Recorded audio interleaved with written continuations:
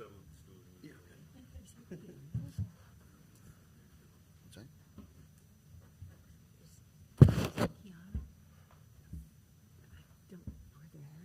So with that, we're going to call to order the December Board of Health meeting. There is an official copy of notice, and Open Meetings Act is on the wall here in the meeting room. With that, we will call roll call. Wade, Here. Gray, Here. McNally, Here. Rogers, Here. Weiss is online. Jones,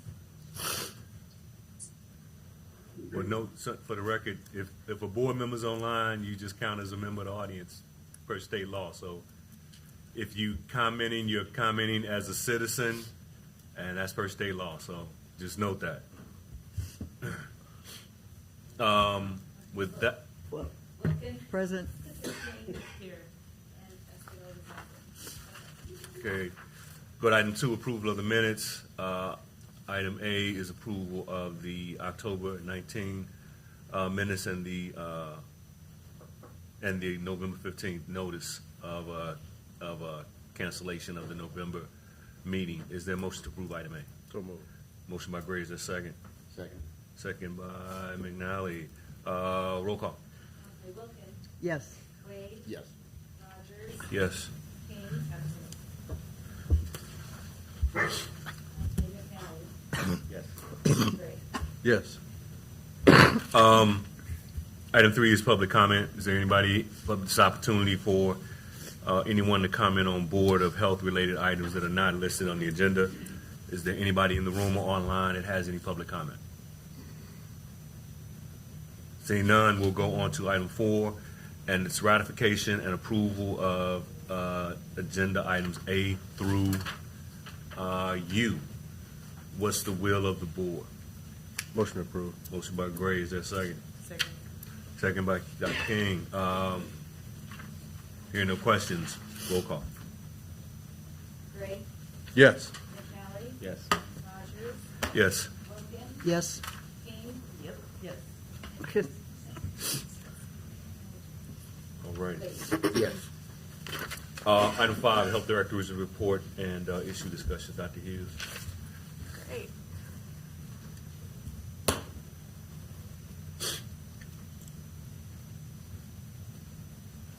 All right, well, good morning, everyone. Morning. Good morning. Thanks for being here on this chilly December day. I don't have too much to report to you today in terms of jobs open, but I do have a couple of really great updates. We had a couple of promotions that happened in the health department here in the past, well, about the past week.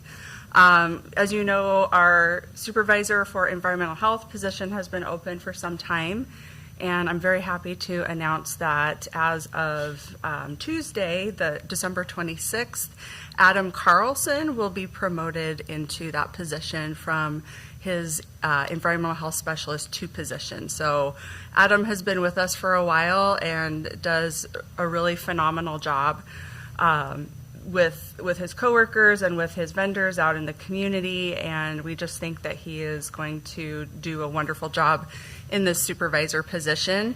And along with that, I want to just thank Dan Ludwig, who is the individual who, he's our other environmental health specialist too, who has been acting as our interim supervisor for that position for quite some time now, and has really worked so hard to keep that program moving and operating. And so we're just very grateful to him for all of his hard work.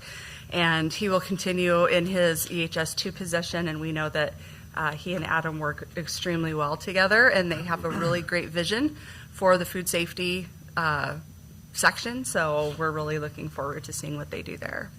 And then we had another promotion. We actually had as part of our restructure, we redeveloped our accounting office a little bit, and Miss Jerry McKay, who has been with us for about 30 years, was promoted to the budget and finance manager position. So if you remember, budget and finance used to be supervised solely by the chief of admin. And as we move to a slightly different structure where we'll have a deputy director, we now have a manager who can take care of just the finance piece, which hopefully gives that deputy director a little bit more leeway for other projects and things happening. So we are very excited for Jerry, and we're very grateful to her as well. She definitely is our reality check and is so good at ensuring that we are all following the rules and staying within budget. And we're just very happy that we're going to have her in that position going forward. So very excited about that. Of course, with promotions means we now have open positions. So in our environmental health section, in our food safety and compliance program, that's where the majority of those openings are. So as Adam promotes, that leaves an EHS2 position open. We did have a couple of departures as well. So we have a couple of environmental health specialist 1 positions open as well. So if anyone out there in the community with environmental health or kind of that sort of background is interested, we do have some positions to look into. So we're looking forward to getting them fully staffed at some point. So in terms of the deputy director position, we did interview and offer a position, and unfortunately it wasn't going to work for that individual's family, so we went back to the drawing board. We opened that back up for recruitment, and happy to announce that we got a number of good applicants for that position. So right now we're just going through those, and I anticipate interviews should be starting very, very soon in the new year. So hopefully we will be able to push forward and get somebody great into that leadership position as well. So that is really all that I have right now for you in terms of personnel reports. Do you have any questions? What percentage are we staffed? Oh, Just gosh. like an estimate. I don't know off the top of my head, but I would say we're probably in the upper 80s. Yeah. Of course, we did, with COVID kind of drawing down, we have had to let some of our temp staff go. And part of that, too, is requirements with our contract with the union. There are some that we're retaining and trying to keep on long-term in more permanent positions, but we did, if you count temps into that, it looks like we've had a big drop-off in the past month, but it's really because their contracts or their temp time was essentially expired. So, all right. So speaking of COVID, how about a COVID update? Kind of hope that we would be not talking about it as much as we are, but unfortunately, we kind of have a trifecta going on right now in the community in terms of respiratory illnesses. I'm going to go ahead and pull up the dashboard for you and just briefly talk through this, but I also want to talk about those other viruses that we have circulating as well, and let you know about some updates that are coming to our dashboard. So this should be old hat for you by now. You're pretty used to seeing this. So this is our summary page for the dashboard for COVID-19. Our current community level is low, but we do have a fair amount of transmission that's happening in the community, and you can see there's a little bump there with the case counts. So we know that there is a little bit more circulating right now in the community. Now you're going to see this number for the 7-day total that looks like we're a lot higher actually than we are at the moment, and that is because we had a lab in the community that did not report their positives for a couple of months, and so we kind of had a backlog that got dumped. So it's artificially inflated right now, but we do still have, a fair amount of COVID-19 that is circulating within the community. We do continue to see deaths from COVID-19 on occasion. unfortunately, and we do continue to see hospitalizations that are happening because of COVID-19. So we'll take a quick look here at the hospitalizations. As you can see, I think this is as of 10/18, so we're a couple days back, but we are sitting at 79% capacity. I think the report that I saw yesterday was actually a little bit higher than that. And of course, keep in mind this can ebb and flow, day to day.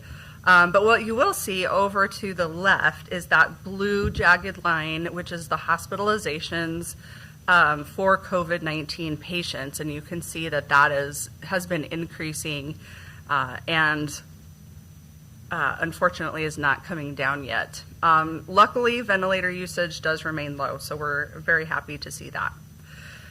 Something that is happening in our hospitals right now is this kind of perfect storm of several viruses that are occurring at the same time. So obviously it's flu season. That hasn't changed. We certainly are seeing a fair amount of flu, mostly I think influenza A at this point. A few Bs here and there, but not too much, mostly A. And then we also have RSV, which typically impacts the very young and the very old more severely. But anybody can catch it and spread it to anybody else. And so we have kind of these three big ones that are all occurring at the same time. And this is a little bit of an early year for RSV.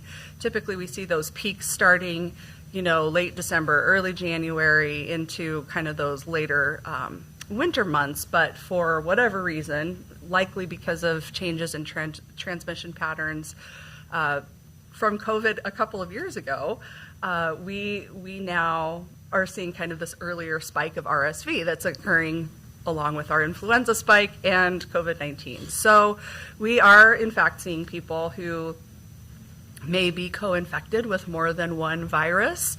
And of course, the more viruses you happen to be carrying, the harder your immune system has to work to deal with that. And that makes for some fairly sick people. So right now, that is kind of something that we are seeing happen in our community.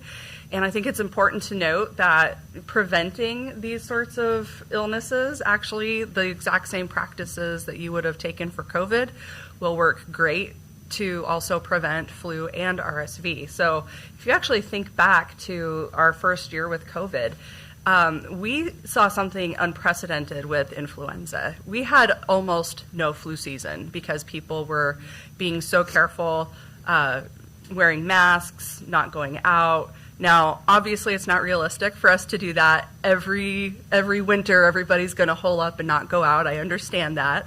But those other measures can really go a long way toward helping limit the transmission, especially to those more vulnerable, like those infants and older people who are likely to become a lot more sick with these. So hand washing, masking actually works pretty well for all of those respiratory viruses.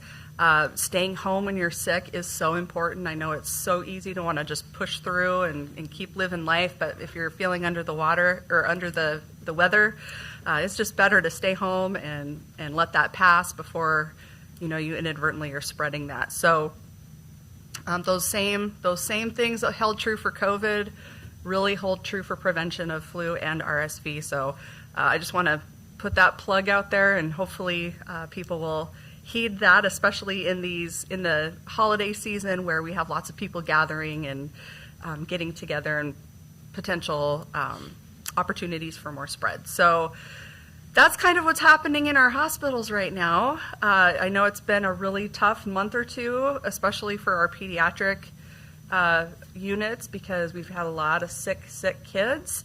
And so we are just calling on the community to help us limit the spread of these respiratory illnesses as much as possible.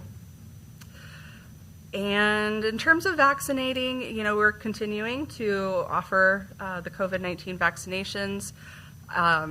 Really, anybody can get these at this point unless they're under 6 months of age. Boosters are available. We highly recommend that everyone get their initial series if they have not gotten that yet, and then get those boosters up to date as well. The boosters do make a really big difference.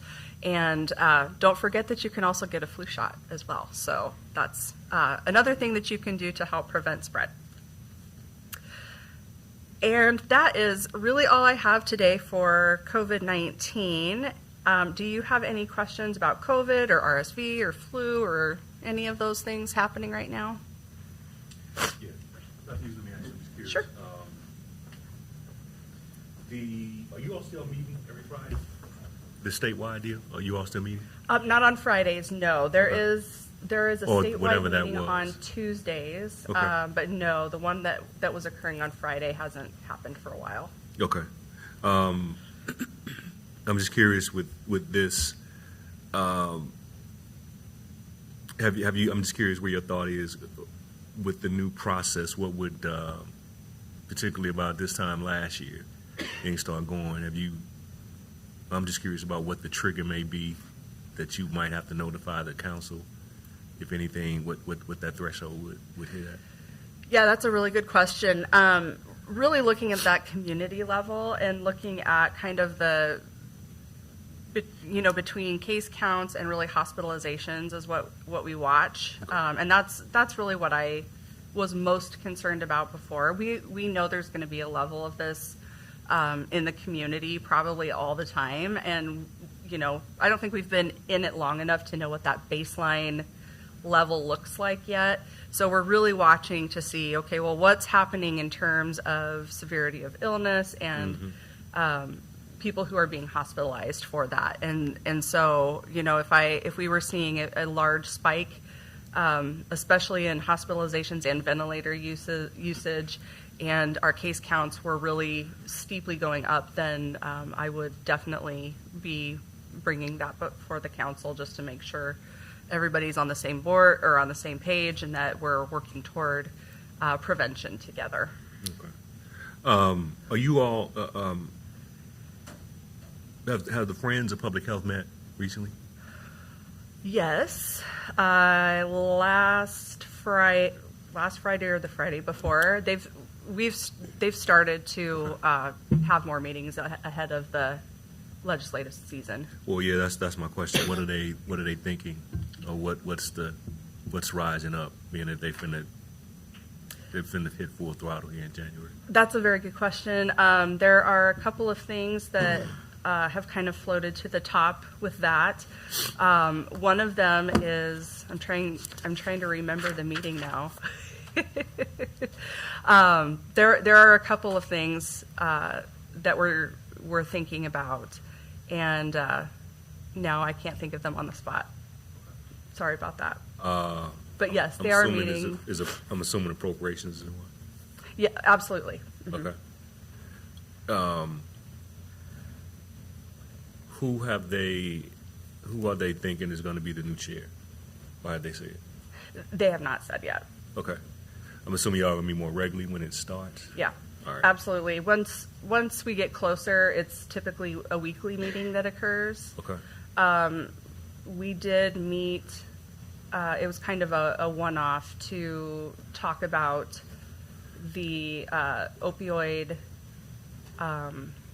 community needs assessment that the state or NACO is talking about doing. And so we did, several health directors did go to the committee meeting for that and just basically present information on what we already have in terms of overdose information and data, knowing that they're wanting to do, this larger assessment throughout the state and Right. just making sure that they kind of know what's out there and available to them from the health departments.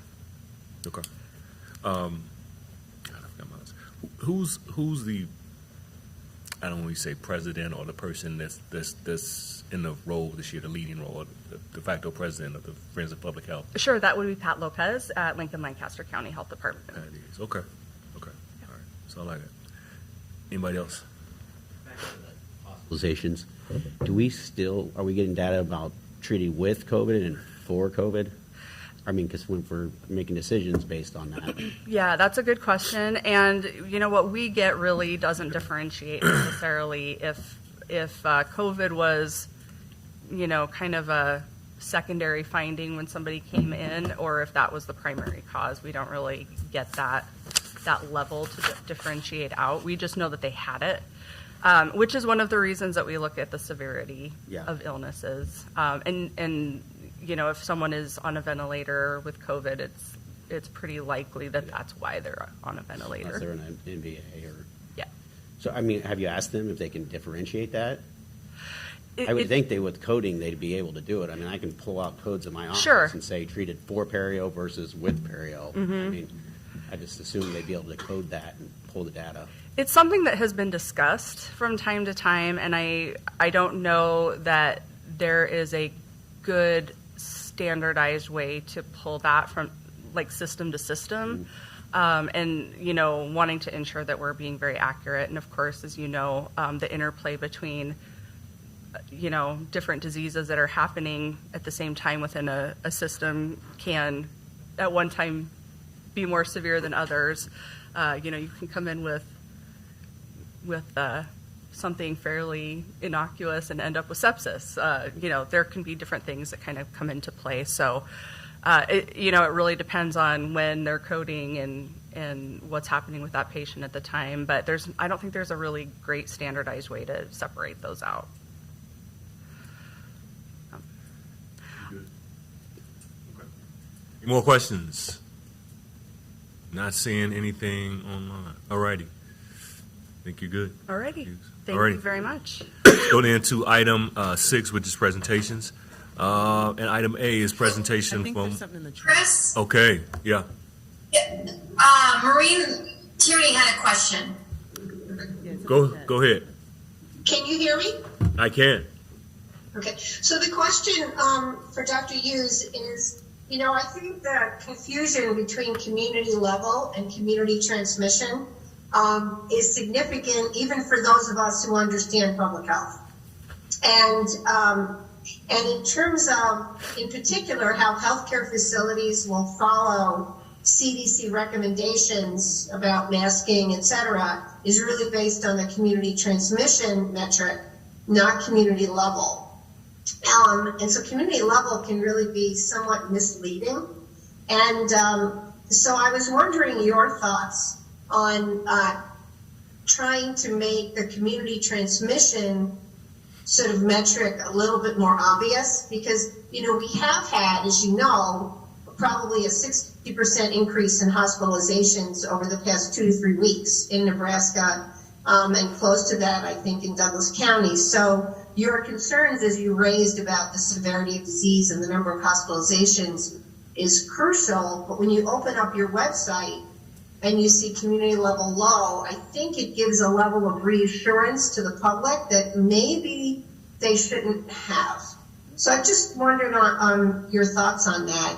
And then a little bit coupled with that is flu transmission being prominent on your website. So thanks so much for listening to the question. Dr. Tierney, thanks so much for those questions. And I've missed telling the board when I was showing the dashboard here a few minutes ago that actually we are revamping so that we can actually put up metrics related to influenza and RSV on that dashboard. So it's really going to become a respiratory illness dashboard, if you will.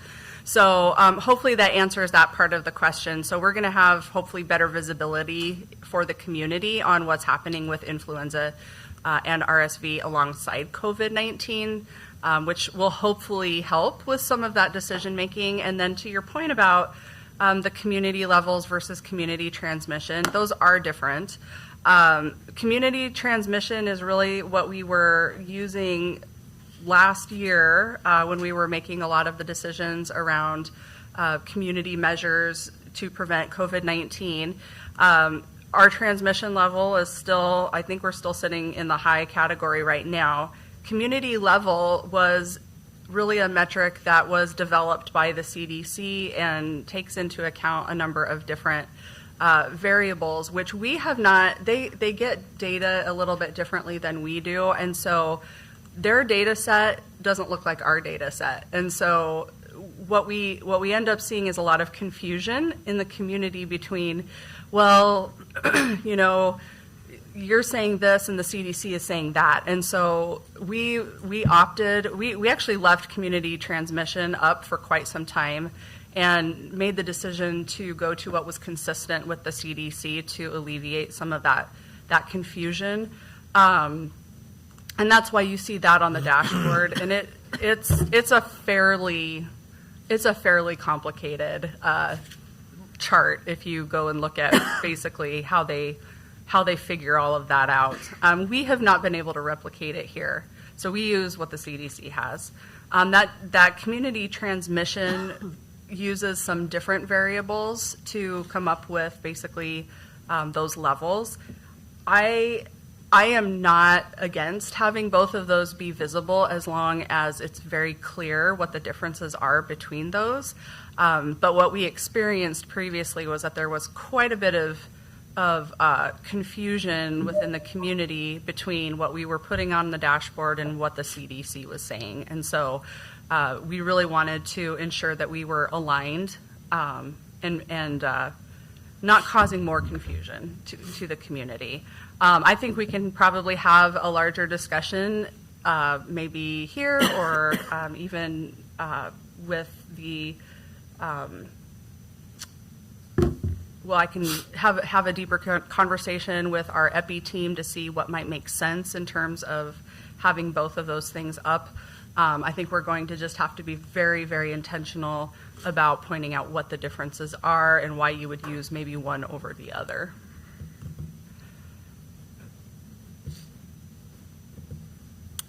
I think I agree with everything, and I appreciate that explanation, especially for sort of everyone there. I just think from a public standpoint right now, if you go there and you see community level low, which is the first thing you see when you open up your website, again, I think that gives a level of reassurance that considering the transmission rate, the public should not necessarily have. So that's the point, and I appreciate, and I'm thrilled to hear about the respiratory dashboard. That's fantastic. Yeah, we have been working on that, so hopefully it will be up here shortly, and we'll do a news release when it's all nice and looks the way we want it to, so that everyone in the community knows that they can go check it out. Thank you. You bet. Thanks for your question. Thanks for bringing that up too. It is concerning, like given what I'm seeing in clinic every day and in the hospital, compared to looking at the dashboard, and also hearing about like the wastewater levels right now, that they've been higher, than they ever have been. So how are we factoring, I guess, considering that in? Yeah, so we do get wastewater data. It's a little bit difficult to use. It can give us, basically point us to, hey, your transmission levels are going up, which, if we're seeing an increase, that's pretty obvious that, we're gonna see more of it in the wastewater. It's just difficult to correlate at times, really the increase in the wastewater to what's actually happening in the community in terms of how much of an increase you're seeing. So, sometimes you can have a case count that doesn't look very high, but you could see a lot of wastewater, an increase in your wastewater levels, which of course would tell you, oh, well, we have a lot more illness than is being picked up on lab. Maybe people aren't testing, maybe people are doing home tests, and, we're not capturing that necessarily. But we've also, seen times where our transmission levels kind of were doing funny things and wastewater wasn't doing, anything that really matched up to that. So it's a tool. Basically, it's another tool in your toolbox to help you understand what's happening in terms of community transmission. And, making sure that we're encouraging people to follow those measures to prevent spread of illness still remains one of our highest priorities, making sure that people know that these are things that can be prevented and these are things that we can deal with, and that it takes the community to really help with that. It's not something that we, the health department, can solve on our own without everyone pulling together for that.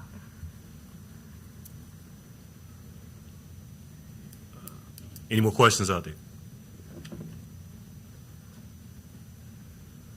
Thanks for the questions. I appreciate that. All right. Now we move on to item 6 is presentations. Item A is the presentation of One World Community Health Center.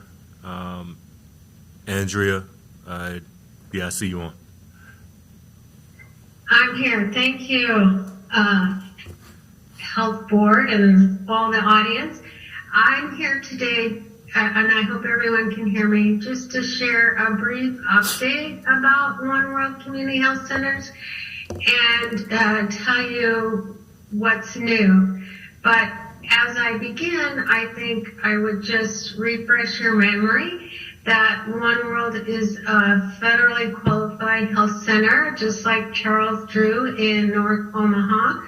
And our mission is to provide culturally respectful quality health care to the underserved primarily, but health centers are open for anyone. Our target audience are those living for a family of 4, a little over $50,000 a year, and for people that don't have insurance, we slide our fees, as well as ethnic, racial, language, all those disparities that come into play when it comes to accessing healthcare. We do provide medical, dental, behavioral health, and pharmacy, and numerous other support services, and rank in the top 5% for quality care among over 1,400 health centers in the nation. So I know that you're well up to date because of Dr. Hughes's work and your work in COVID, but I do want to share with you as an update that we still are seeing COVID. And right now, as of last week's numbers, we were at 11% positive for those that we test. We, as the county, have also continued testing as well as giving vaccines. And while we probably don't have as much capacity as the county, we have performed about 52,000 tests and given 86,000, a little more, vaccines. And that includes adults and children. And as you know, the vaccine rate for children 19 and under is a lot lower than we would like it to be. We also, I think one of the great things that we've done during COVID, among many, is that we have a very strong outreach, or community lay worker promotores, what we call them, team that has been giving and still continues to give by request vaccines in homes and also out in the community at a variety of events. Also, we partnered with some of the meatpacking plants and other nonprofits, just continuing to try to get as many people just like you vaccinated as we can. This year, in 2019, pre-pandemic, we had served about 50,000 unique patients. That that means if they come for a medical visit and a dental visit, they're not counted twice. That's unique individuals. And I'm really happy to say that finally this year it looks like we will attain that number again. And as well, then our visit numbers are up. One of the trends over time that I wanted to share is I remember back several years ago, and when I started at One World, the number of people that spoke only Spanish was about 77% of our patient population. Today, those that can only really communicate in Spanish is about 34% of our population. And I believe, though I'm not sure I have facts to back it up, that demonstrates the willingness to learn English, and that many of our families are continuing their care, even though they may be more successful in their life journey. We continue to be a large women's health care provider with a large prenatal population, as well as around 900 babies that we give birth to. Not here at the health center, though we just had one about 2 weeks ago. But so lots of children and our future leaders being born, and hopefully healthy births. So the newest things that I wanted to also share are some new projects, I guess you would call them.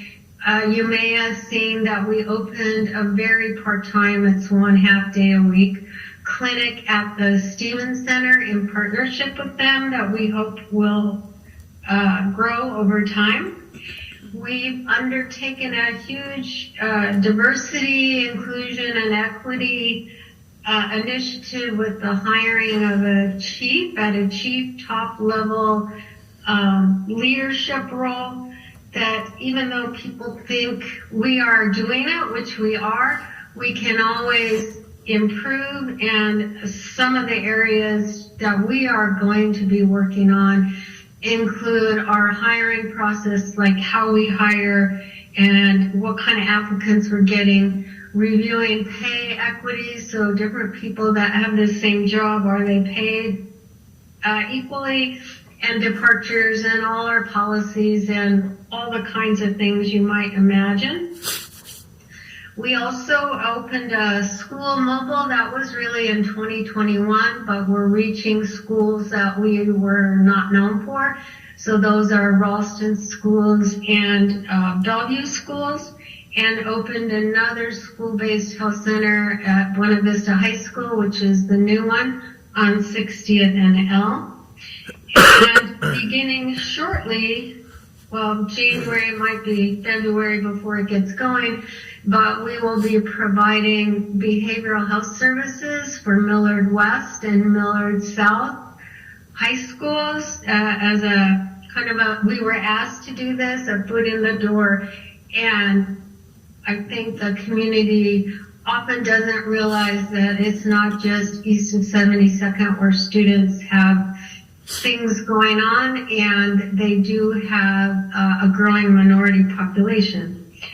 In February, on Valentine's Day, during Children's Oral Health Month, we will be opening a pediatric-only dental clinic on 84th and Q. We have one of our dentists that went back for his residency, and he'll be the lead dentist, and we're hoping to see lots of children, a lot of children that have been here, and then those that are new to Omaha. It's not like they have one cavity, they might have 11 cavities, and it gets difficult for a general dentist to sometimes manage behavior and get all the work done that needs to be done. And that's why the specialty in pediatric dentistry, and he also has privileges now at outpatient surgery at Children's Hospital. In January, we are opening an office on Park Avenue, near the Park Avenue Towers and across from In Common, that will house this outreach staff that I talked about in COVID. We've simply run out of space, and this was a good location. We're kind of renovating a little bit of the building, and we'll be open there just for our outreach staff.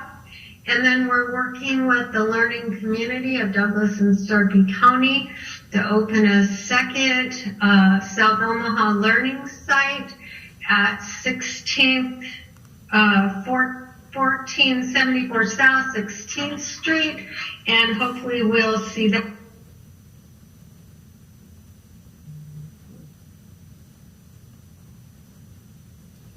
You went mute, Andrew. Oh, she's still muted. Guess it's later. Dr. Skolkin, you went mute on your screen.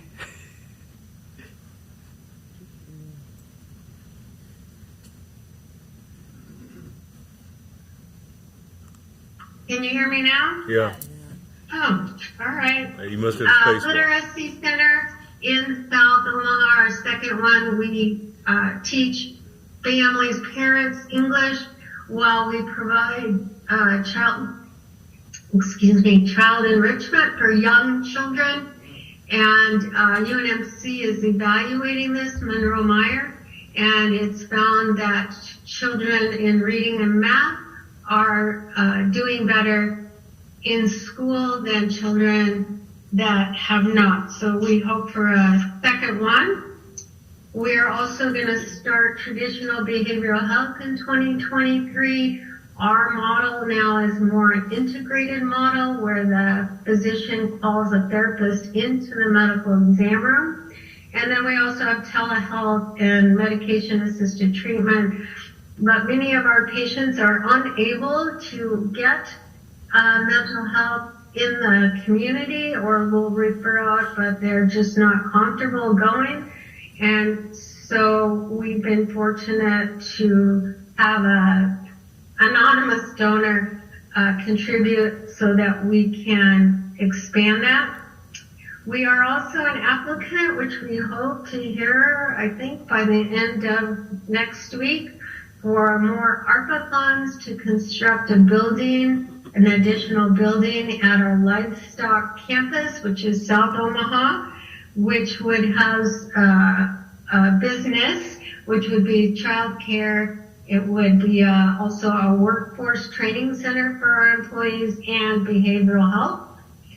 And some of the other kinds of things we've been working on incorporated into our electronic health record is a social determinant of health screening. Now, providers at both Charles Drew and One World are always asking, not just how you feel today or what did you eat today. It's more about did you eat today?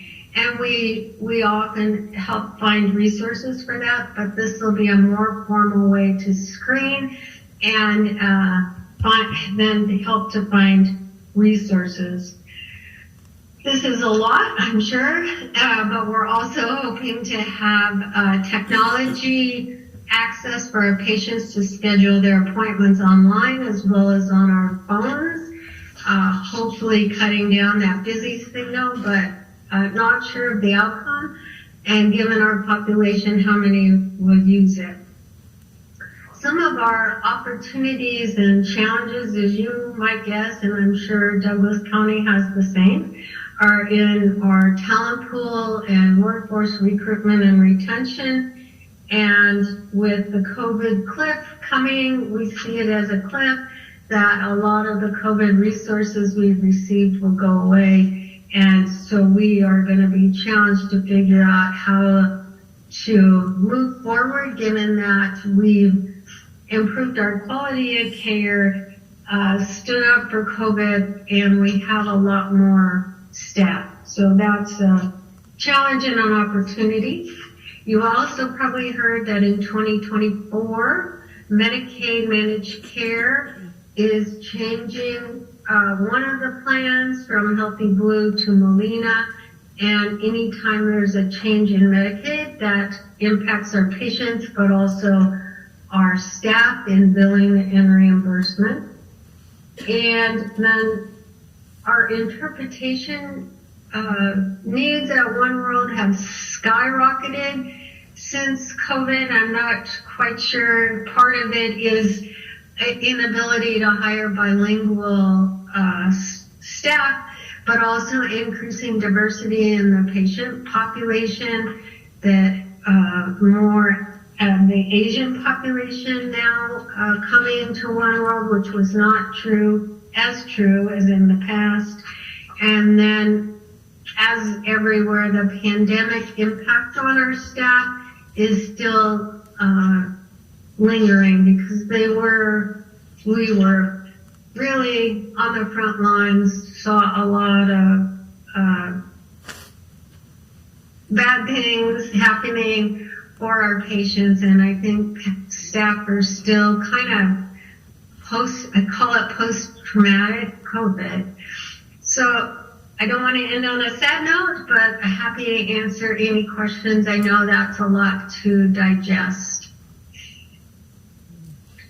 Any questions out there? Let me ask you, Andrea, I'm just curious,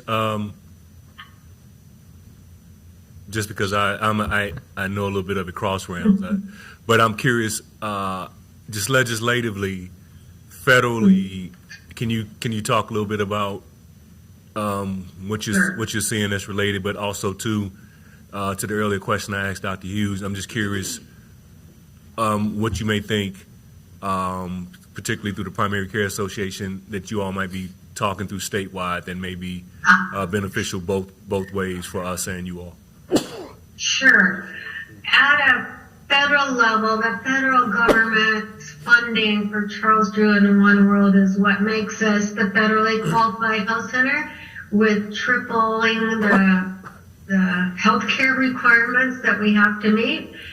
And at a federal level, there's also a funding cliff in those grant funds, though in most years, we say this in all years, it seems like we're not like reauthorized for a certain time period, and so it's kind of year to year. But I do think that with everyone's support and being vocal about continuing to have health care for the underserved, that may be resolved, although the COVID money is going to be gone, and so all the health centers in Nebraska stand to have reduced funds as a result of that. So the health centers, there's 7 of us in Nebraska, from Scottsbluff, Gearing to Grand Island to Norfolk, Lincoln, Omaha, and I'm sure I missed one, but Columbus, and we are going together for a bill, legislation to support community health centers across the state, particularly a pot that we already receive money from the state, and we're very grateful about that, but to increase that pot, including some money directed toward behavioral health, and then some what we're calling innovation money to help. They're not going to be huge projects, but some renovation costs, some workforce development, and some other kinds of innovation. So that bill is being authored by Senator McDonald, and we hope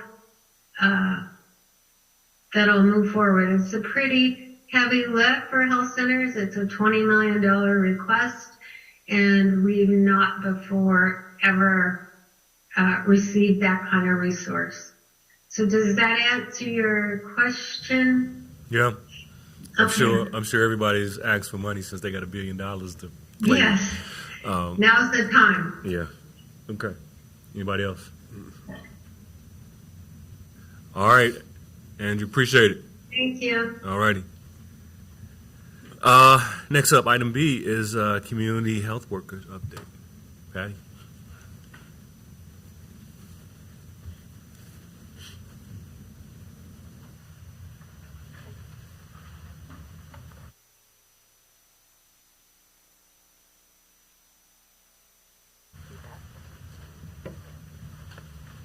Okay. My entourage. No one's going to mess with you today, Patty. No, absolutely not. Good morning. I am Patty Falcone, Supervisor of Health Promotion. Back in October, I was here with 2 health promotion staff with our overdose fatality review. And today I'm here with 6 health promotion staff that work with our community health worker program. So I'm excited to be able to introduce you to them. Just a little bit of background. The community health workers are known by multiple different names. Ms. Skulkin mentioned that at One World, they're promotoras. We have community health workers. There's community health advocates here in Douglas County.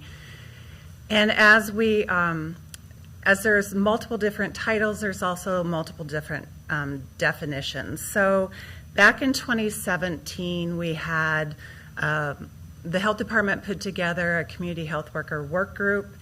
And from that work group, they adopted a health definition. So if I bring that up, it's. I should share the screen, guys. Sorry. You'd think I'd be better at this after all these years on Zoom, right?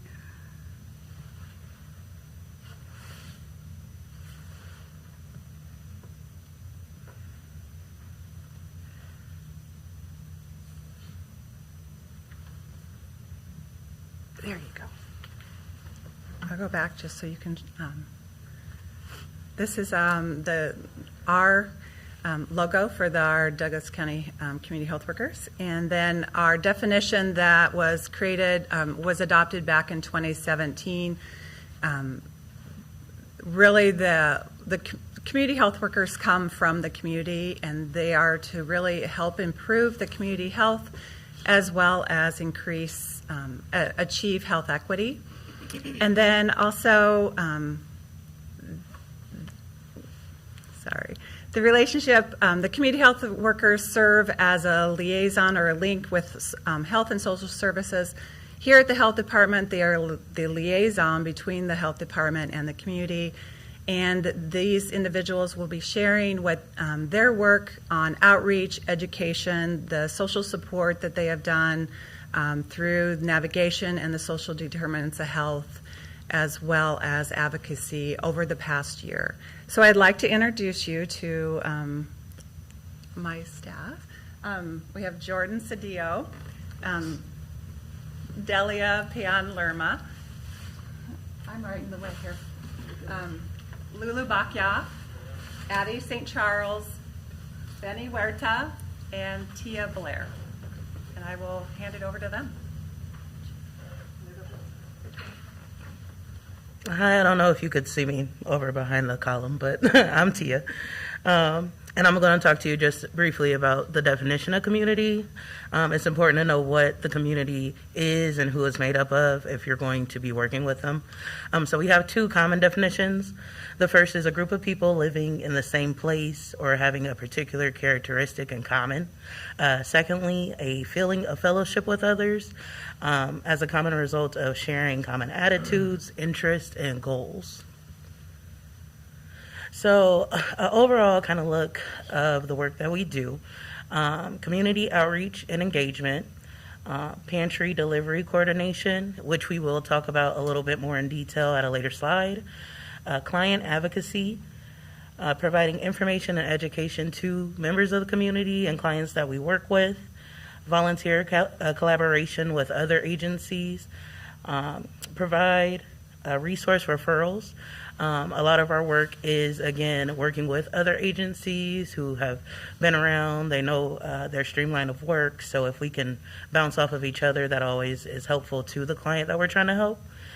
Community event coordination and participation, health fairs, vaccine clinics, different events that we're invited to by different agencies.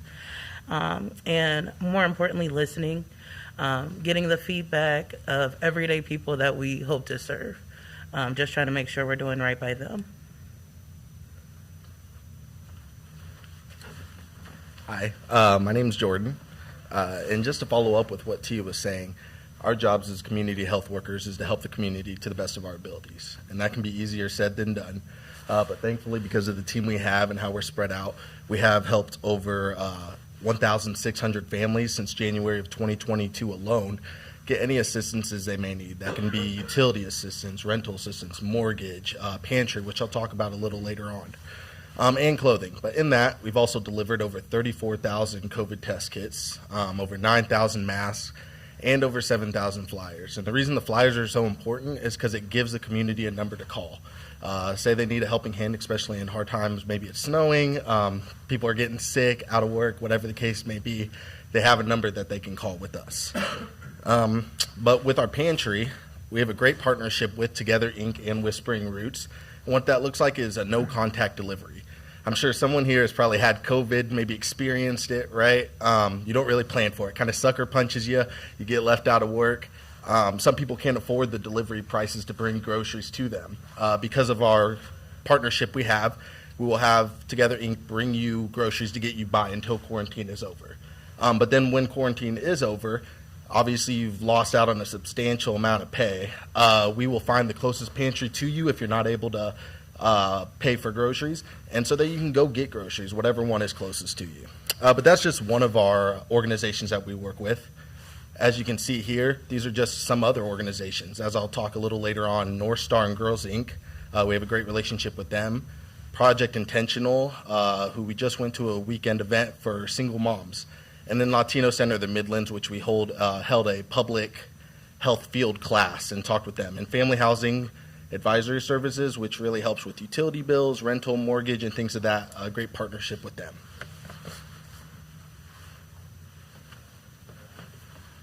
Hello, I'm Addie. So as community health workers, we attend different events. We have attended World Refugee Day, which we connect with the refugees and let them know we're out there.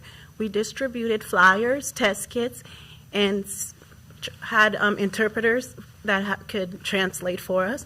We attended a Juneteenth parade, which we were part of the parade, and we handed out flyers and different resources just to let the community know that we are here and we're available to help them.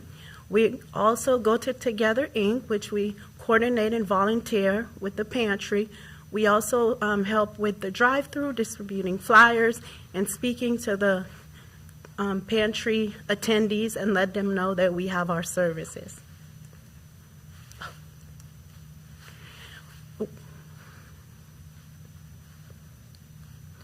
Where can I find a community health worker? So each of us have different locations that we're at. My office is Heartland Integration Center, and that's in the Center Mall on South 42nd Street. So at Heartland Integration Center, what they have there is they have a partnership with Immigration Next Door, and they also provide citizenship classes and English as a second language class, and they also have a mental health office in that unit that helps with refugees that have been through trauma while crossing the border, and they feel more comfortable coming there because we do speak French, and we get a lot of French and Haitian Creole, which I do speak, so I do get a lot of clients that come in there that need help with WIC, which is downstairs, which I usually refer them to, and also they come in for utility and rental assistance, and we do get a lot of clients also that need help with resources such as stuff for their baby, and we work with Three Sisters, which is upstairs, and they bring down stuff for pantry to help us distribute for the refugees in the community. So we work together with all of those agencies in the office, and we just help the community that walk in. Thank you. Before you go, I just want to put some context to this. So which one are you? You're the South. You're because I know there's 6 of you all. One was supposed to be dedicated South. One was supposed to be dedicated North. So you being housed there, you the community health worker dedicated to South? I'm on. She's South. I'm on 42nd Street in the Center Mall, close to where our office is. It's like down the street. So okay. So I'll ask that question later. No, okay. You're the South designee. She's South, which is Benny. She's going to go. Which one is North? Tia is North. Okay. I just want to get some context. What you want. So good morning, everyone. My name is Benny Huerta. My location is in South Omaha at Catholic Charities Juan Diego Center. It's a Q and 30th Street. So one of the reasons for being in this area is because most of the Latino community live in this in South Omaha, and is known as South Omaha Latino community.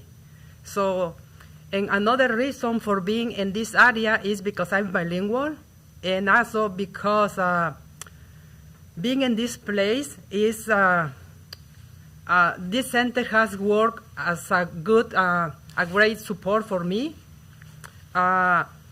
through the great services that they provide, such as food pantry, diaper distribution, immigration legal services, micro business and asset development, and family resource support. And also because the majority of the Latino community, they benefit greatly from this, from some of them. So all those services allow me to reach more people and provide them the assistance that they need.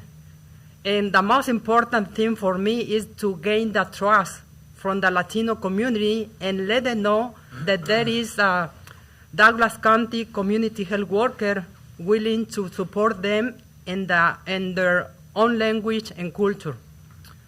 Also, being part of the Latino community and being part of the South Omaha in collaboration with this center, with the Juan Diego Center, has given me the opportunity and honor to understand and learn more about the need that my people need in the community. And another thing also that is very important for me, being in South Omaha has given me the opportunity to make connection with One World, Charles Drew, Latino Community Center, and other agencies or centers that really support me, and I don't feel alone working in the South Omaha community. Thank you.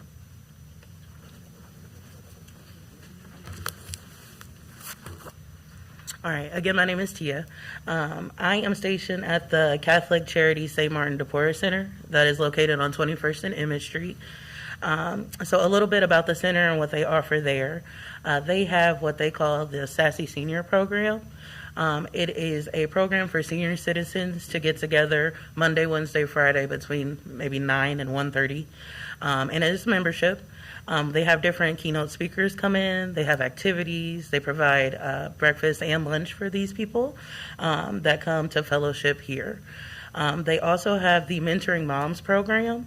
A little bit about that. That is for mothers looking for assistance, education, help with their day-to-day things.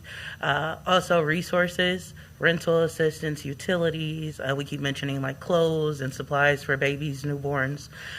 So they do a lot of work there with them.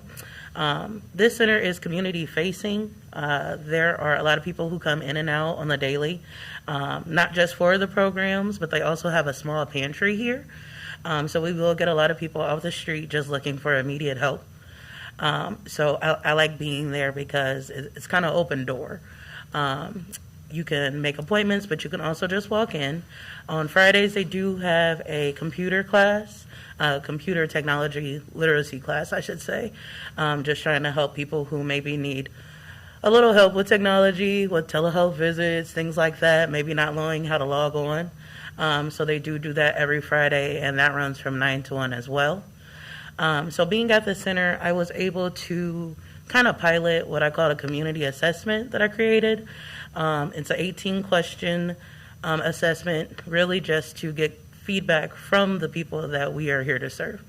And hopefully, as I continue to push that, we will be able to streamline data to refer to, identify trends, and see where we can improve, where we can show up, and what needs aren't being met.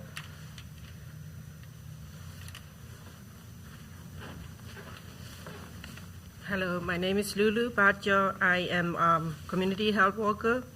I'm working especially for the refugee community, and as I am speaking another language, I can help with the language also. I'm not working in the one place. I'm working in the like 3 or 4 places because I work at the Heart Ministry Center one day, and I am also working at the Canyon Home Healthcare one day in a week. And then I also work with the Juan Diego Center because the community need me. I would like to tell about the Heart Ministry Center, what they do. They do pantry, they do clinic, they do legal assistance, laundry service, transportation, a way forward program to create job readiness, and then they also help with rent and utility assistance for the community. So whoever need this kind of help and who speak my language, so they can come and ask me, so I can connect with them, so they can have help they needed. And also, I'm working at the Canyon Home Healthcare. What they do is that they are helping for the refugee community who is senior and disabled people, so they can be at home and assist buying this Canyon Home Healthcare. So they don't have to go to the senior center. They don't have to go to the nursing home because they don't know how to speak their language. So they create the job, and then they ask that people have to work with that senior and disabled people. They also have the notary service. They also have help with the tax service for the refugee community. They also applying for food stamp, Medicaid, and they also help with the immigration service like green card or citizenship. You name it, there is a lot of things they are helping with. What I'm doing there is that I am helping that people need a housing assistance. Some of them lost their jobs. Some of them, because of their health situation, they cannot work anymore. So I'm helping them with the housing resources.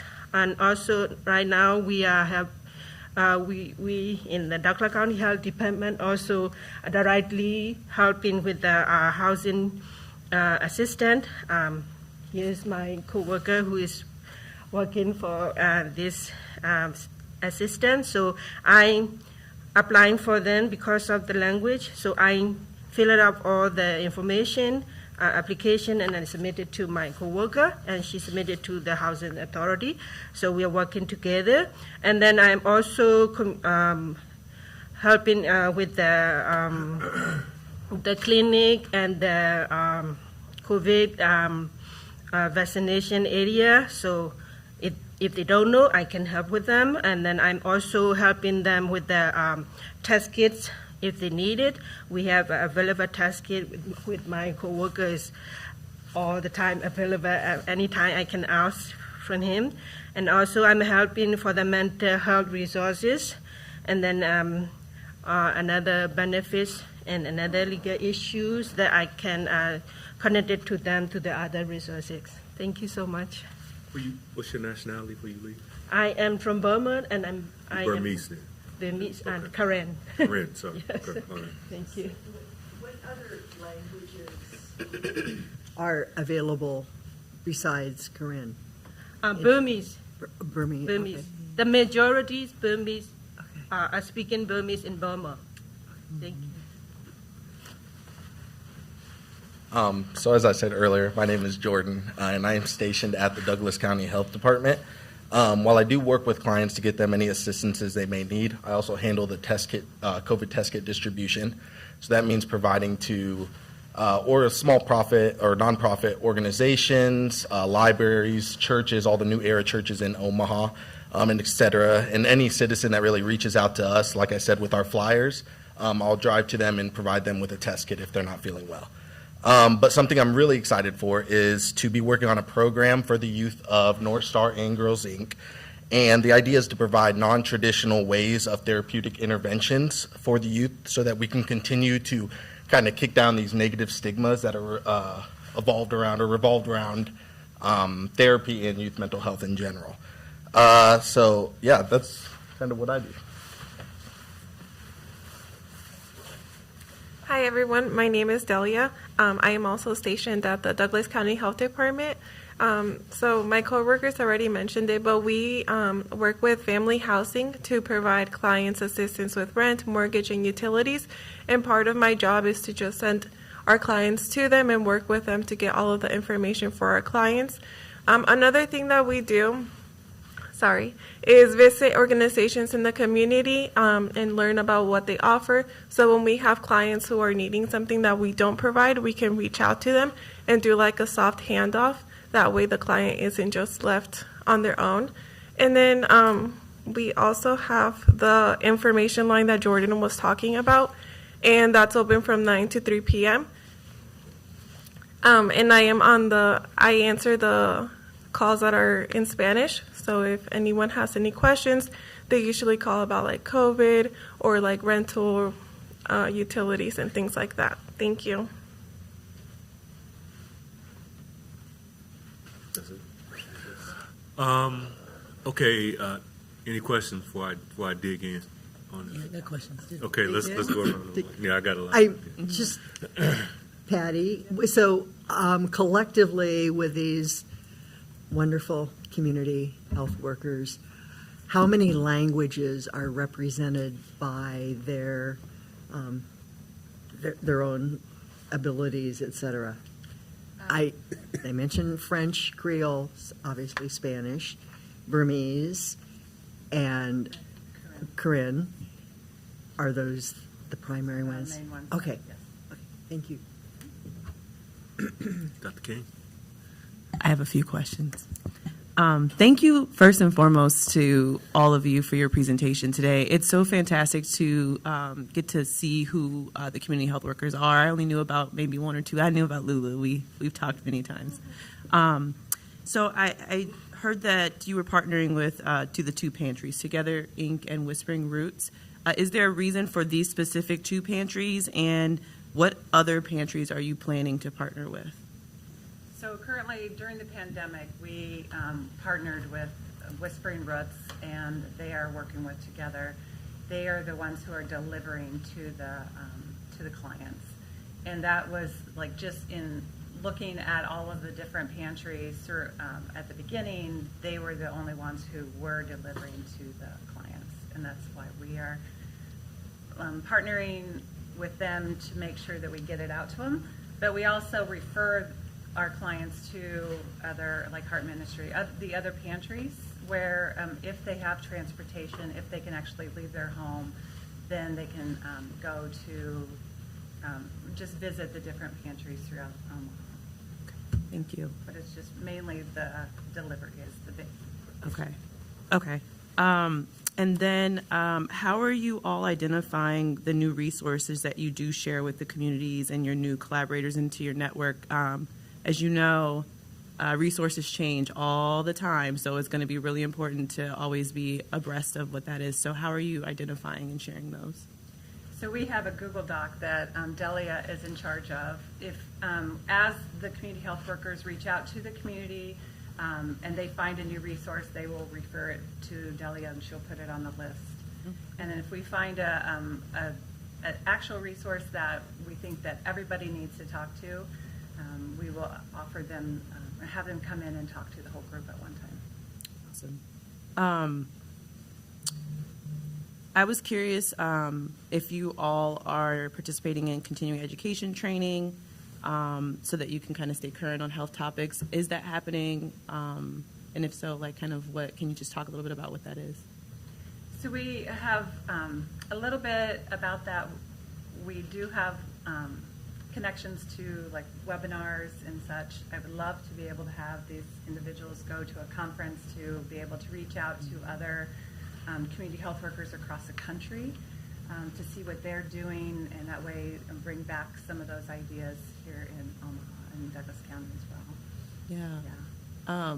Which my piggyback question is, how involved are the community health workers in research related to public health? At this time, we have not had a lot of interaction with that. I know, a little bit. Tia is working on an assessment for her community, and we're going to be working with the I Heard program starting in January. But right now, we don't have like a dedicated research program. I think it would be beneficial to have the community health workers tap into public health research that's happening, especially locally, because I think that there is a level of need there, especially with the fact that, if we're creating these vaccines, which we all know about, and having these trials and having representation from the communities that they represent and work with and are a part of, it's important that they learn about research and be a part of that. Shameless plug for our Research Institute. If you want to bring them there this coming year in 2023, I'm happy to host them and have them come and learn a little bit more about that. Speaking of Ms. Tia's survey, I was really interested and happy to hear that she has one. I was curious if that survey to assess needs was something that all of the community health workers are using, or just Ms. Tia? Currently, it's just Tia, and as we get, we haven't done the analysis of what the surveys as of yet. Once we have an individual who will assist with that, then I would like to have everybody else work with, or like figure out how we can work it within their own communities. Okay, that's great to hear. I think that's going to be really important to have data across our county, especially the areas that they're working in, and not just in the area that Ms. Tia is working in. Obviously, I'm a data geek, so I think that that's really important to inform what everyone is doing in their respective communities. So these questions are really for you, Ms. Patty, these next ones. So the plans for continuing to fund the community health workers, are you planning to continue their work, and are you also planning to add additional community health workers? So I guess I need to, yeah. Oh, hey, Leah. Oh, yeah. Okay, so. I promise I'm almost done, y'all. No, that's a good segue into the next section. So with our community health workers, we are fortunate that we do have some funds that can still carry over with our CDC Health Disparity Grant. Should take us into the next year, so hopefully May 2024. May 2024. Trying to get my years right. And now we have got notice that we did receive a CDC infrastructure grant that Jamin will be coming up to talk to you next, I believe. And we have weaved our community health workers into that grant as well. So that's fantastic. Yeah. And then I also, last question, I promise, and you got it. Oh, okay. I'm not sure if you're all aware of the HRSA grant that was awarded to both Creighton and UNMC for community health worker training. How, if at all, are you involved in that training? And then are you planning to leverage that training for the development of current health workers, but also for future community health workers that could potentially come out, I guess, this infrastructure grant? So I think there's a twofold question. What I can answer is I do have some individuals who are interested in participating, and we're going to need to look into how that works. But then the health department in general, I'm going to refer back to Leah. Okay. So I feel like I'm doing my workout this morning.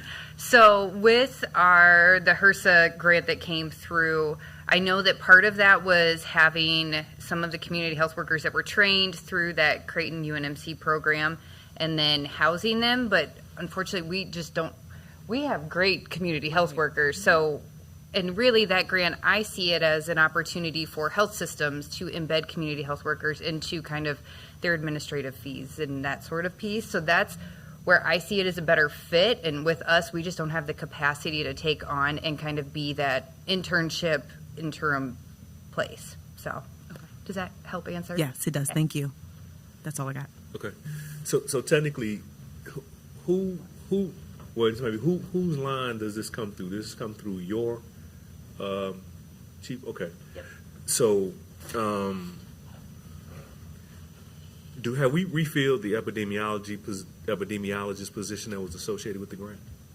So I should just stay up here. Jamin's here too. I know. You I'll can tag relay. Okay.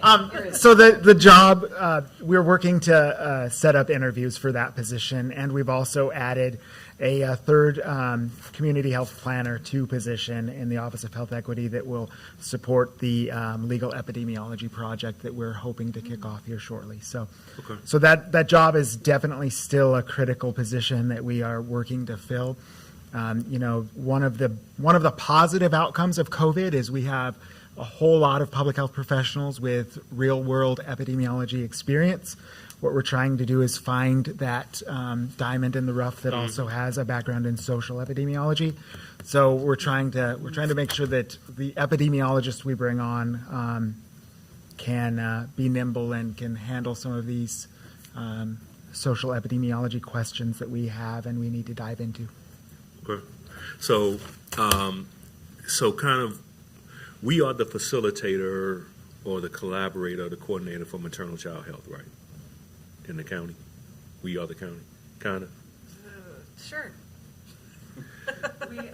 Well, no. I set this question up. I set this question up to say, I don't know. Does anybody? How many community health workers are out here? And is there a similar organization? Because if there is not, do you see this as our role? Because if not, this is a kind of task that I'd like to see. I mean, somebody needs to be convening them because there's a lot of them out here. I mean, it's a lot, but I mean, is there some way to coordinate them to get a feel from what they are? And if they're not, I'd like us to look into that as the health department to kind of facilitate that gathering. So pre-pandemic and with the community health worker work group, we were working with other agencies that had community health workers. I know throughout the last couple of years, there's multiple different agencies that have started having community health workers. And we do have we just actually had a retiree of a community health worker who was in charge of a networking group here within Douglas County. And she would just send out information sporadically since obviously we couldn't get together during this time. And I know that we still have that list, and I would love to be able to reach back out to all the community health workers here in Douglas County. I can also say that the state has also been having this conversation because there has been kind of this infusion of funding for community health workers specifically. We have a lot more organizations that have access now to being able to stand up these kinds of programs, and really seeing how we can ensure there's some coordination and synergy being built there. Is something that has come up with conversations with DHHS as well. Okay. Because I think they have a community health worker program within DHHS as well. So somebody planning that, somebody's working on it. Currently? No. I think it's still in the conversation stages. Is this well, I'm going to bleed a little bit until you go, do we consider this modernizing public health? And don't answer it, but leave it on your question when you present yours, because I'm thinking this, I'm thinking that might be in the modernization piece. So, but let me ask this. What about, so T is keeping data. There's no requirement that some of the data that you all are keeping, just say all of them out there that are keeping data, are they reporting it up somewhere? Yeah, so we've got... And I'm not talking about y'all. I'm talking about all these community health workers that are out there. I just know within ours now what the other systems are doing, that have community health workers. I'm not sure if they're collecting data, if they are, where that goes to. Dr. King, do you have... You might know more with the Med Center. No, I don't know because a lot of the kind of work is siloed right now, which is why I was going to ask. There is a national organization, I think it's a National Association of Community Health Workers. That might be an opportunity, Chris, to kind of do more alignment of all of the community health workers locally and be able to create a chapter and become more of a national, a part of that national membership. And that could be an opportunity to start streamlining how data is collected and having that collected to where there is a database that is for the state. Yeah. I think... Then that's a good point, but this is what I'm thinking. Because this, again, I'm going to bleed a little bit, but keep it on there, Jamin, because I'm thinking data modernization is a part of this next year. But my thought is, I'm thinking we need to, and because I'm going to keep asking this, because I guess you all just invited yourself to kind of quarterly update to the board. Not all of y'all, but somebody needs to come talk about it. But I want this data. And I think somehow we got to keep it. And that's my time of asking, is the epidemiologist there? Because, I hate to use a sports analogy, but I want to play Moneyball. And I want to, the best that I can, see this because all this stuff is bleeding together.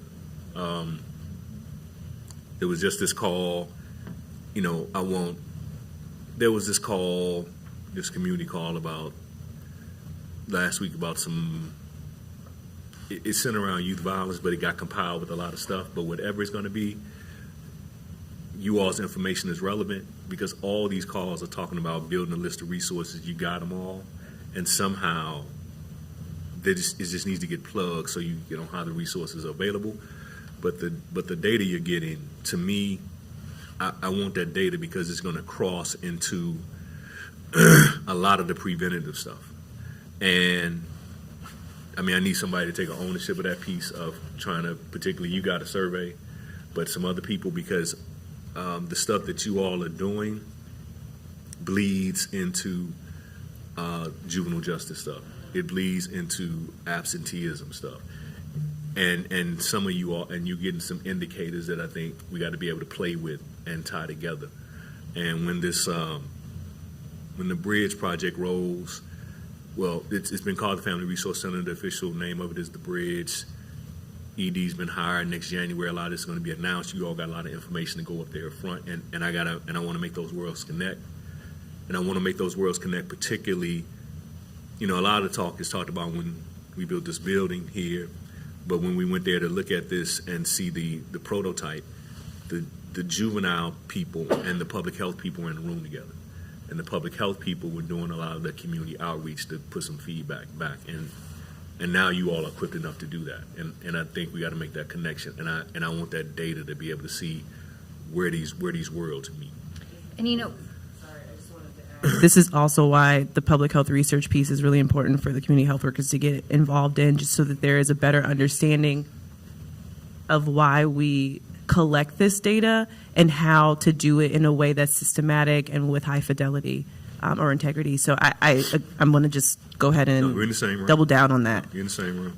And we've kind of been in that headspace, but with our CDC Health Disparity Grant, in the beginning, it was so heavily focused on COVID. And yes, we were collecting data from our group because we knew exactly what we needed to collect to kind of go up to CDC for reporting. Mm-hmm. And now that we're definitely getting more into the recovery zone, and now we're able to think a little bit more forward thinking about, okay, here's what we're doing. As Patty mentioned, this iHeard program is probably going to have a different name when we implement it here in Omaha, Douglas County, but it's a misinformation surveillance system, which has the ability to use the questions that T has developed in her survey that she's been doing, and we can put that into an electronic cell phone and that sort of thing. So we've been working closely getting that up and running. I'm just waiting for some funding to come through, and hopefully that will help us kind of collect data. We can use that and then really make it into a bigger system. So we're there, with just baby steps. No, we're on the same page. That's why I want to build off what you were saying on that. The North and South person. Okay. I'm gonna need you all just to mark this, but if we can talk about it. But I need to start bringing you all in on just information wise. And this is what I talked about about this juvenile tie, because there's a meeting that happens over this, a board meeting. It's a child and youth service committee meeting that I have. A lot of it is talked about. It's juvenile stuff, but it's child and youth stuff. And I think you just probably need to be in it to hear it, to be aware of it, because a lot of the hearing and talking about it, I think it'll eventually tie together. Now, this meeting is usually the third Tuesday of the month at 1 o'clock, and it's over there. So if you two particularly can mark that, it's there in the room, but it's usually available by Zoom. So if you need to chime in, but I need to start connecting those dots with you all, because the grant came in 2001, so you all should be like a year and know where everything is. So yeah, I think now it's it's time to kind of pull y'all into that flow because, like I said, all these worlds are together, and I feel like they need to touch now. That's all I got right now, because I'm assuming some of this is going to bleed into Jamin, so I'll wait till then. Anybody else, question-wise? I just have a comment. Again, I'm really excited that you all are here presenting today. I'm also just more or less hoping that there'll be some level of expertise that's developed by each community health worker. I think that goes back to also the continued training that's necessary to do that. But I think if there are certain areas that can be tapped into, so for instance, Chris mentioned earlier, maternal child health, there's diabetes, there's cardiovascular. So really trying to make sure that you become experts in the area, in a specific area. Of course, you want to make sure that you're trained in everything, but having that expertise, I think, will work for us as we move forward with kind of developing, I guess, this community health worker programming at the health department. But I just want to reemphasize the training and the research that's going to be necessary in order to keep the community health workers abreast of what's happening locally, but also nationally. Just to address that really quick, just a sneak peek. Yes. Sorry. We are actually looking at new goals and objectives for each individual community health worker, and diabetes was one that was brought up with one of them. So. Oh, awesome. And if you need help with your survey as you continue to develop it, please let the center know. We can help you with the UNMC. Thank you. Anybody else? Jeannie? I can't hear you. You can't hear me? No, I can't. Now we can. Okay. Also, just another organization to keep in mind is the Community Health Worker Hub that is being stood up by Omaha Community Foundation.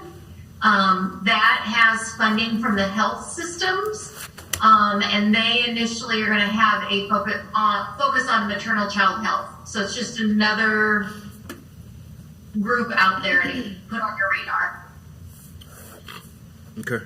And then if I'll just kind of wrap all that up by just noting that, if you have opportunities or questions or a resource that you want the community health workers involved with or to know about, if you just contact Patty or Leah, they should be able to coordinate and help you plug that in.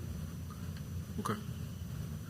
I was glad to see you all in one room.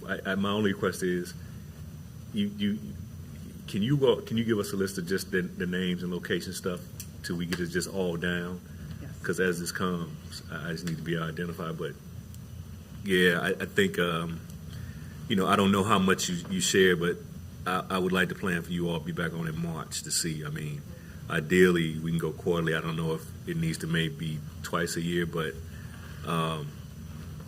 the information that you all are getting to me is like early warning signs, and it crosses a lot of stuff. And I would just like to hear what you all are hearing and going, because I think that's going to dictate a lot of stuff. So, all right, I'm excited to see you all in March. Somebody, not all of you all, but somebody can give it up.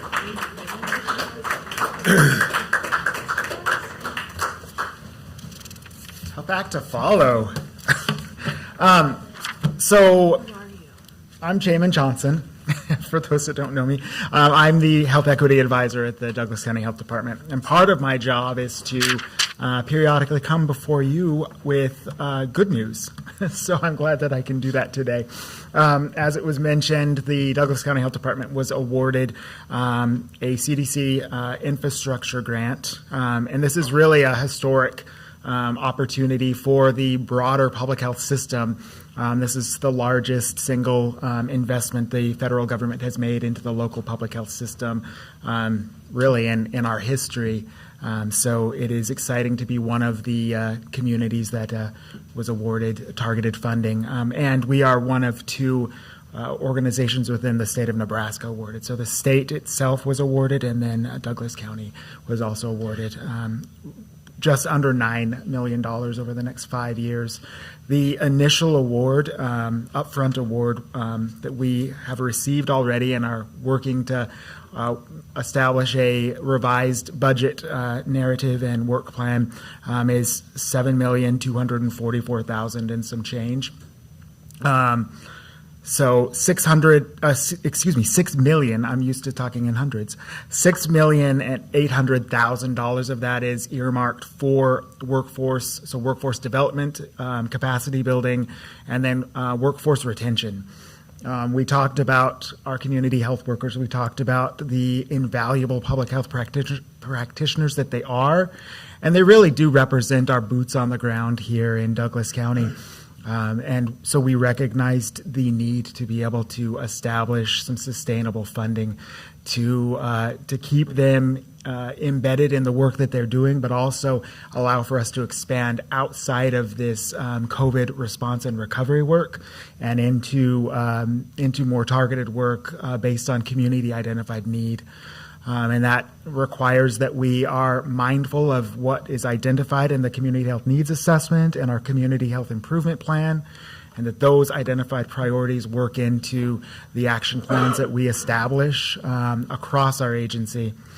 That's the other really unique piece of this grant. This is an agency-wide opportunity for us to expand our infrastructure and capacity to meet the unforeseen challenges of the future. We recognize that as many of our public health partners across the nation, some of the work that we've been asked to do over the past 3 years did catch us a little flat-footed, and it's because we have done the best we can with the resources we have, but we have data systems that were not designed for us to be able to interact with them in the way we need to make real-world timely decisions to provide immediate support to the public. So there's a need for us to update and expand our data capacity and the way we visualize data and use that data. So some of the work that we're going to do will really revolve around some targeted work around improving our existing data systems and then the way in which we use and distribute that data to the public. And so there are a few key requirements in this grant. One is that we bring on someone that is dedicated full-time to working to support our workforce development and improvement. That's exciting. We know that as we've all been asked to take on tasks that some of us in grad school forgot about, that some of our more basic functions like that ongoing and recurrent training have had to slip to the side so that we can just continue to manage crisis. So having a dedicated workforce development specialist, or we don't know what their title will be, to be able to update and standardize our onboarding process, for example, and our recurrent training is really important, and it's a way for us to build health equity into everything that we do across our agency in every single programmatic and support role that we have. So we're really excited for that, and for a central focus of this grant really being around operationalizing and embedding health equity into our organization.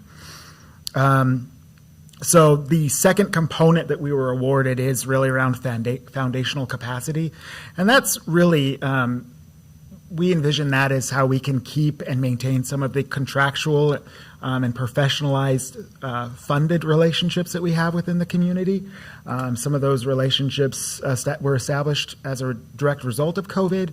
And then there are opportunities for us to expand relationships through a competitive bid process to be able to bring on some new partners in monitoring and evaluation support and any other area that we identify as a department are needed for us to grow and expand. And so we're working to adjust and adapt our initial work plan and budget narrative with the guidance and direction of the three chiefs and the director, so that we can make sure that we are meeting the identified needs of our agency now, but are also forward thinking. We're thinking about the needs of the future, and not just our needs, but the needs of our community and the reality that we represent one component of our broader public health system here in Douglas County, and we want to make sure that we're leveraging these resources to expand our broader system. I'm ready now. So our strategic plan for the Board of Health is developed every year, right? Don't we have a 5-year strategic plan? Help me out. Where are we in that particular cycle of the strategic plan? Like in year 2 or 3? There was a conversation that Dr. Hughes and I had based on the board's evaluation. I think all that's been scrapped because when that was, I mean, my thought personally, there's something on paper, but that happened right before COVID, and so I'm thinking COVID blew that out the water. So 18 or 19 we did it. Yeah, and it's past 5 years for sure. Oh, okay. So my thought was at some point when we decide to revisit that for the future, then it seems to me that one of the components would be our own public health infrastructure based on this particular funding in terms of kind of priorities or, one of the pieces of the strategic plan going forward. If that's the board's wish, we can start working on it for January, try to plan it out. And is this something that FAB looks at too, in terms of, we're still in that accreditation process? And I will say that the infrastructure grant that was established had a secondary component for technical assistance providers, and they awarded 3 organizations, national organizations, to provide that support, and FAB was one of the 3. So we've already requested targeted technical assistance from FAB to support our ongoing accreditation efforts. And we submitted our application for accreditation officially at the end of November. So we are anticipating that we will be able to meet the requirements of accreditation in a year. By the end of, we have a year from the end of November. So next November, we hope to be able to come to you with good news that we have met the accreditation standards. Okay. Well, while we're on that, if the board wants to do that, we would have to, I'm thinking you're looking at July, maybe August, because July gets into vacations and settling, because basically pretty much January to June is going to be a long legislative session. So if the board's looking at that, we need to start looking at probably dates in late August to see if we can get together for a period of time. Mm-hmm. And if that's what everybody's doing, then we can sit down and talk about some dates and propose it. Okay. Any other questions? Yeah, I do. I have a question. I know that community had a lot of input going into the grant, so I was just curious, now that it's funded, congrats, what's the plan to continue to engage community in the grant activities? That's my first question. Second question is about workforce development, but I'll let you go first. Okay. So we are grateful for the input that we received from community partners as we were drafting the grant application. And that input is reflected pretty heavily within our work plan. So that is one of the reasons that we did, we did plan and budget activities, in this foundational capacity to really continue to support and leverage those community partnerships and community relationships. But we also recognize that there are relationships that new relationships need to be established. That's one of the reasons that we are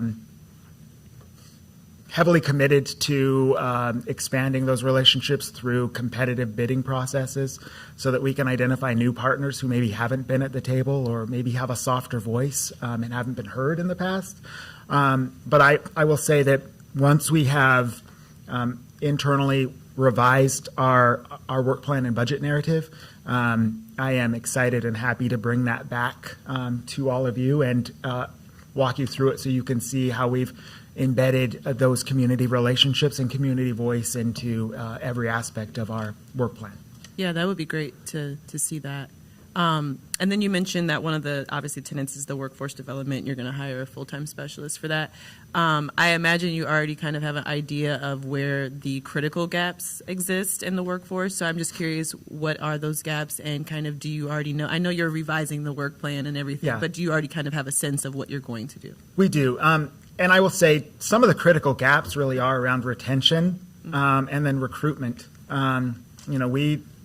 We have amazing, skilled people at our department. A lot of them were brought on as temporary workers, and we recognize the need to retain those skilled people, or they're going to go someplace else. So that is one central point. And then it really does revolve around continuing to invest in our workforce to stay current as public health practitioners. We need to continue to standardize our recurrent training. We need to make sure that our onboarding process is really robust, so that we are giving our new members of the workforce every opportunity to be successful from their first day in the office. So I'd say that those are some of the areas, and then we also recognize that our role sometimes is not to lead in the work of public health. Sometimes it's to support the work that's already happening. And so some of this workforce expansion and support does revolve around us identifying and providing some support to the broader public health workforce outside of our walls. So I would say that that's another component that is really heavily, we anticipate will be heavily focused on within our work plan. Awesome. Well, sorry, last question. Kind of not related, but a little. I'm just curious, in terms of the community health educator that was hired, was that Blake? Yeah.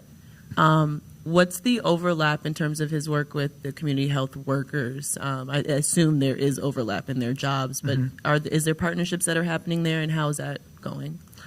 So I will say that the work of the Office of Health Equity, not my office, but the Office of Health Equity, could not be done without close partnership and collaboration with our health promotion partners.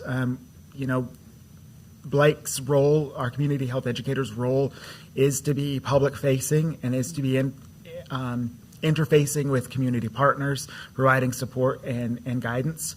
And a lot of those relationships that he is establishing within the community are relationships that were forged by our community health workers, and they have connected him and this office to those resources. So, there's really no daylight between the work that is happening between those two groups. Awesome. Great. Thank you. That's all I have. Anybody else? All right, Jamie. But hey, can you give me a copy of that grant Yes. so I can? Yeah, I want to understand what's in there. Okay. See, no questions. Thank you all.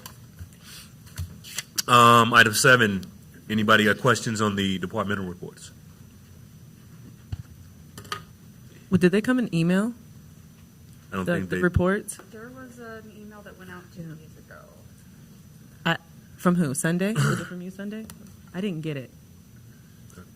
It might have been too big. I only got the items that were listed on here, but I didn't actually get the reports in that email. The first one with, I think, October's reports, maybe. The second one with the December reports.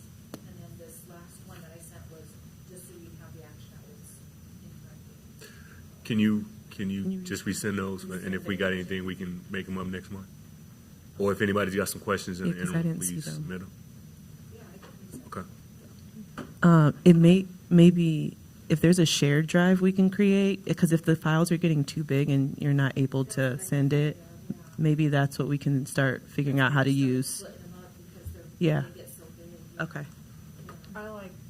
I like that idea a lot of creating kind of a central repository, whether Mhm. that's a Google site or a shared drive where we can dump those and they can be easily accessed by whoever needs them Mhm. from the board or leadership.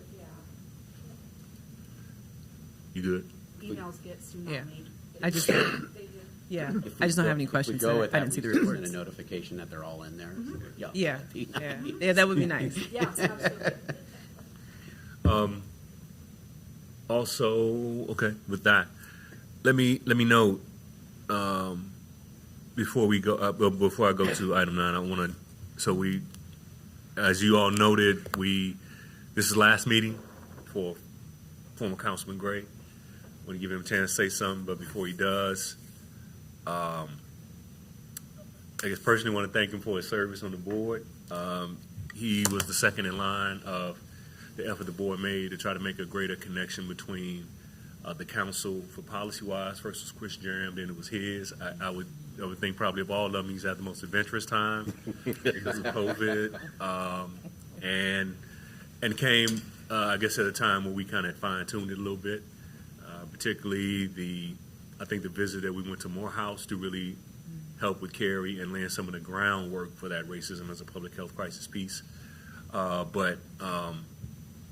You know, I want to thank him for that service, but also right when Dr. Hughes, him continuing to stay on just for some continuity for Dr. Hughes. And so now, after the conversation, he definitely needs the time. He's got bigger things he's working on. But I hope the time on the board was valuable for him to connect to that, and you know, that he'll be a resource to us and also vice versa. So with that, I turn it over to him. Thank you, Mr. Chairman. First of all, as Chris mentioned, I'm not leaving because I want to. I'm leaving because I think it's appropriate that a city council person, a current city council person, sit here and gather and gain the information, the valuable information that I've gained over the years that I have been here. Sometimes I want to thank Chris Jerem. Sometimes I want to curse him because when I came on and Dr. Poore started talking about this thing called COVID, I started to get a little bit concerned, and as you all know, we ended up having to go through some serious changes. But I wanted to characterize this health department kind of the same way Dr. King, Martin Luther King, talked about the measure of a man. When he said the measure of a man, and in this case, this department, the measure of this department is not determined in times of convenience and comfort, but where we stand in times of conflict and controversy. And in that particular instance, this health department stood tall. There were a number of things that many of us did not expect prior to, during, and after COVID, threats and other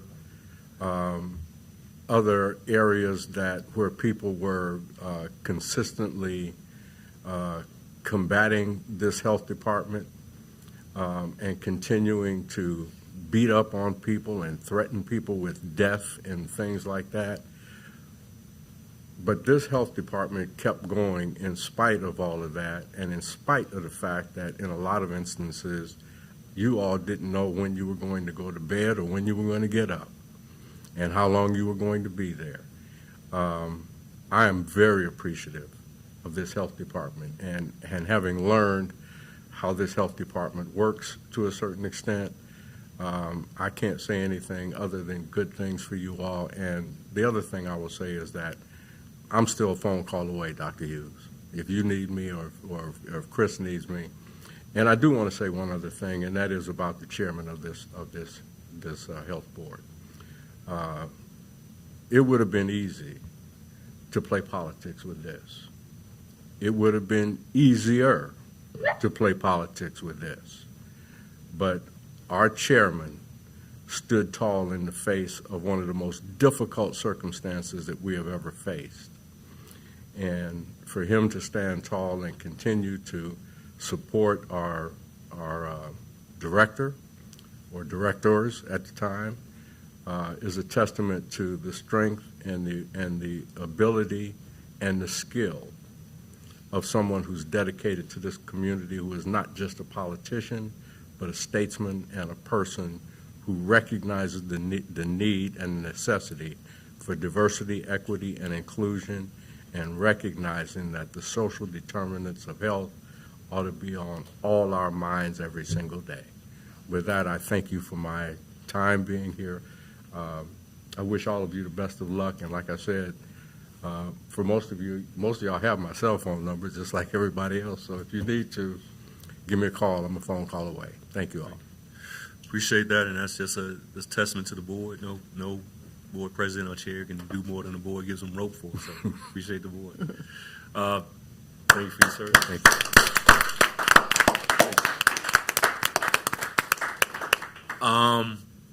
With that, the last piece is, you note at the end, so we're gonna just probably when we got the room set up and comfortable like we wanted, there was an opportunity that presented itself, so I've jumped at that. So we're going back home to the legislative chambers for the meeting. So now, starting in January, the meetings will all be back at the legislative chambers. That's originally where we were when the department was on the 4th floor. Then we decided to move for more convenience. Now it definitely gives space, everything else, proper equipment for modern time and other stuff to that degree. So, we ended going back home with that respect. The only other thing that was mentioned, it's kind of talked about and somebody brought up, and we don't need a formal motion to do it. I just need consensus from the board. I guess because of just small kids and other considerations, there was a suggestion made to start the meeting at 8:30 instead of 8. And so if everybody is fine with that, we will just note that, and the meetings will start at 8:30 instead of 8. After I leave, we're going to start at 8. Okay. So if that, and we'll note that, the public should note it. But the point too is I want to, Dr. Hughes and I talked to kind of tighten it a little bit, because to keep the meeting going around 10, and that drive may help a little bit too. And I think if we can establish the process on, if there's something and they're going to give notification of what's in the drive, I don't think you got to wait to a set point to just drop it. If there's certain stuff in there that's relevant, we can just go there so we prepped up for what it is, and you can keep a constant read instead of a power pack Monday or Tuesday night before the board meeting. And so as we work that through, we'll go from there. So with that, wish everybody a Merry Christmas, Happy Holidays, and see you over in the legislative chambers in January. At 8:30. 8:30. At 8:30. Thank you. All righty. Oh, to adjourn Sunday, we need a vote? A motion to adjourn. Motion to adjourn. Motion by Mr. Gray. A second. Second by Dr. King. Roll call. Yes. Yes. Yes. Yes. Yes. Yes.